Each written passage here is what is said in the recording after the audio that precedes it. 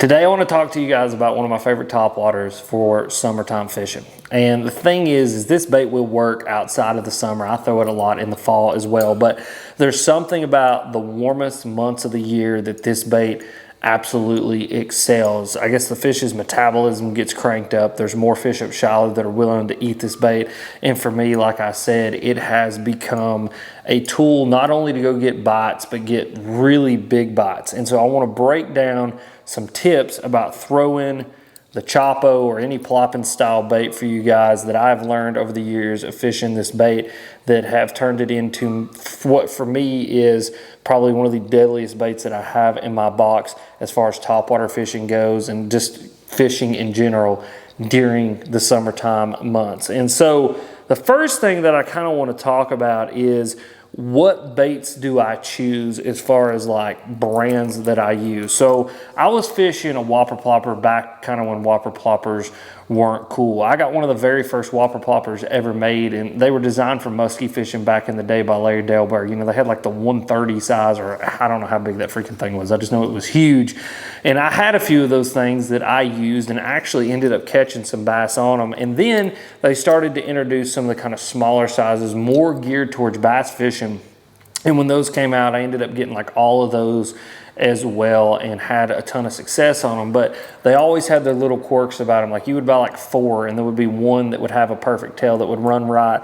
We ran ball bearing swivels in the front of them so that they wouldn't twist, because none of them really kind of ran even and all that kind of stuff. And then Berkley came out with the Chopo, and the Chopo for me was just a better bait because of the way they weighted the bait, the harder cup tail on the back. It wasn't that kind of softer plastic. It just had just more durability. The hooks were better. We weren't having to change out the hooks. We weren't having to put the ball bearing swivels in the front of them, and it just performed way better than the whopper plopper did. And so I settled more on the Berkley Chopo because of that, just because it was a better kind of design bait on the same platform that was these plopper style baits. Now that doesn't mean the whopper plopper doesn't have its place. A whopper plopper does have a unique sound because of that softer cup tail that I believe sometimes can get bites.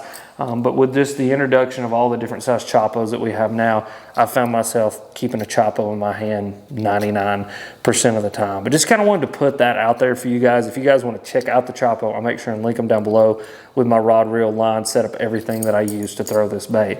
But like I said, I want to break down some tips for you guys to make this thing way more effective for you guys this time of year in the summer months and in the warm months when that water is going to be as warm as it is all year round. A lot of people think, topwater bite in the morning, put the topwater down and don't pick it up for the rest of the day. But for me, what I found is specifically with these plopping style baits like a Chopo, these baits that you're going to throw out there and you're going to, move back to the boat really, really quick, you can pick up some bites in some very unique places that I think other people miss. And I actually have ended up winning tournaments throwing this bait, doing exactly what I'm going to talk to you guys about today. So the first one is going to be look for moving water. Now, when I say moving water, that could be so many different things, right? But for me, that's going to be anywhere that there's current in any shape, form, or fashion, like, wind blowing down a bank, literally current, running down a creek or a river or running out of something, or even a funnel point like a bridge or behind a dock or something like that. Anywhere that that water is moving and it has some chop on the surface of it, you guys can throw this Chopo and get bites. And it's one of those things a lot of people kind of think topwater is more, again, for the calm morning, slicker water. You're going to want to get those fish to come up on top. But what I found is there's a lot of fish that will get up shallow that won't eat any other power fishing bait. But for some reason, when you get this big, loud Chopo, especially the 120 size in these situations coming over their head, they will come absolutely unglued on it. And it's one of those bites that I just discovered by happenstance. Like I was fishing down a bank, I had the Chopo tied on, and for some reason, I can't tell you why, I thought, I want to see if there's a fish right there. I hum a 120 size Chopo up on the bank, start reeling it back, and I have like a 4-pounder, smoke it, and then repeated that over and over and over again. And so now it's one of those kind of things in the Rolodex of ideas and things that I have in my head, information and memories about fishing. It's always there, but look for the current. If the wind gets up, you're heading down a bank, you've been on a topwater bite, or there's fish up shallow, pick up that Chopo, throw it because you're going to get big bites. The second one is going to be throw this thing in pinch points. And so what do I mean by pinch point?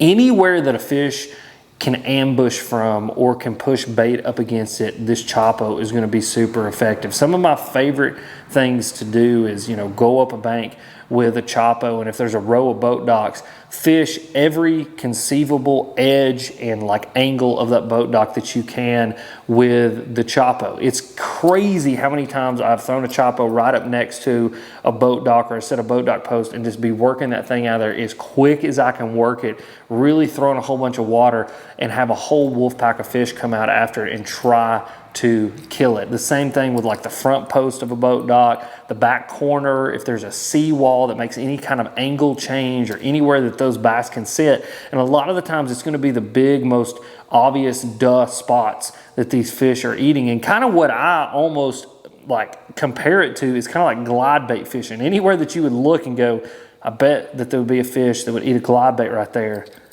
Pick up the Chopo because they're going to eat the Chopo there as well. And that's another thing that I learned about this bait. I was fishing a glide bait, having a bunch of followers, and you know, it was one of those things, again, going back to that, hey, I caught fish on a Chopo in this situation before, pick up the Chopo, and a lot of those followers that I would see on the glide bait, I could come back with the Chopo, and again, I don't know why, but they wouldn't eat something in the water with them, but they would come up and aggressively eat something on top of the water. And it had to be something like the Chopo that was moving quick, moving a lot of water, and getting those fish to react. And then the last one is going to be focus on hard shade lines. And when I say hard shade lines, I mean dead middle of the day, sun highest in the sky that it's going to be, and you've got nearly those like black dark shadows up under overhanging trees. And now this is going to take a little bit of technical skill to get where you can cast a 120 size Chopo up under tree limbs and stuff like that, but it's something that if you learn how to do it and you can present that bait the right way. I have caught so many fish, especially dead of summer, like July, August, those super hot months, waters in the 80s, going down a set of overhanging trees, throwing a Chopo right up on the bait and burning it out and having fish come up and absolutely demolish it. And a lot of the times I think, you know, what I'm fishing around or what I'm looking for is more that kind of vertical structure for those fish to sit on. Things like bluff walls or anywhere that there's like an undercut, washed out bank, just anywhere that those fish have immediate access to deep water. Those are the areas that a lot of times will have the most overhanging trees and have those hard shade lines, but also those are the areas that are going to hold those fish the most. And I think a lot of times you've just got big balls of bait fish and bluegills and things like that roam up and down those banks. And then when you throw something in there that's big and loud like a Chopo, it gets those fish to react to it and gets them to bite it. And you can put a bunch of fish into the boat, into the kayak. And like I said, I've won tournaments throwing a 120 size Chopo on the shade lines this time of year when it's the warmest it can possibly be. And if you guys want to see that bite in action, I highly suggest watching this video because it's absolutely stupid some of the blowups I get. Click this video, it's coming up right here.